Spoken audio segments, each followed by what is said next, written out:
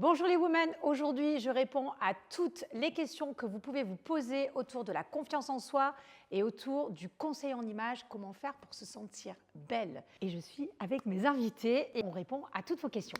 Quand je prends la parole en public, aujourd'hui c'est un exercice que je fais. Rendez-vous compte, j'étais timide, je n'avais pas confiance en moi. C'était compliqué pour moi d'aligner deux mots, d'avoir un impact sur une personne, de faire en sorte que la personne en face de moi m'écoute et de la transporter d'un point A à un point B, du début de l'histoire jusqu'à la fin de l'histoire. La force, en fait, de la prise de parole en public, c'est aller raconter une histoire. Les gens adorent quand on raconte une histoire. Il était une fois la princesse avec le prince charmant qui vécurent heureux, en vrai. Les gens adorent qu'on leur raconte des histoires. Quand tu as pris conscience de ça et que tu as pris conscience de ce que tu es, tes limites, tes capacités, ta communication, ta force de communication, tu ne vas pas aller te jeter dans la gueule du loup comme ça, sans entraînement. La confiance en soi, c'est un peu, pour moi, c'est une espèce de muscle.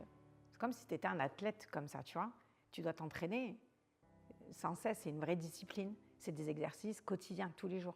Je ne vais pas aller me présenter, faire une conférence, donner une formation, je ne vais pas parler à des gens sans m'être entraînée. Et donc, sans maîtrise. C'est pas magique et ça ne vient pas d'un coup d'un seul. Donc la timidité, c'est une forme d'absence de confiance en soi, c'est sûr. Travailler sur ça. Le théâtre est génial pour ça.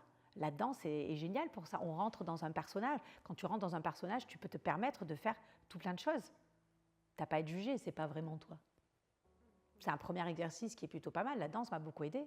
Me regarder dans un miroir, être en galère et essayer de ressembler à ce que j'avais envie de voir dans ce miroir. Et surtout, de me détacher du regard des autres. Oui, il faut du courage, bien sûr. Celui qui dit qu'il n'est pas courageux alors qu'il se lance dans cette entreprise-là, repose-toi encore 5 minutes, tu n'as pas pris assez de temps pour vraiment analyser ce que tu étais. Donc, il y a une maîtrise du sujet à avoir et il y a une maîtrise de sa communication à avoir et une maîtrise de soi à avoir. Aller parler en public, c'est tout simplement tisser une relation, un lien avec des gens. C'est faire appel à ton charisme aussi, à ton leadership, c'est sûr. Tu dois arriver aussi à analyser le degré de ton don naturel pour aller parler aux gens et faire en sorte qu'ils t'écoutent. Tu dois arriver à tisser ce lien-là. Quand tu tisses le lien, il y a un truc qui se passe, les gens t'écoutent. En tout cas, merci de nous avoir suivis. J'espère avoir répondu à beaucoup de vos questions sur la confiance en soi et le fait de se sentir bien dans le bien-être. Pour en savoir plus, je vous invite à vous abonner et surtout à regarder les prochains épisodes.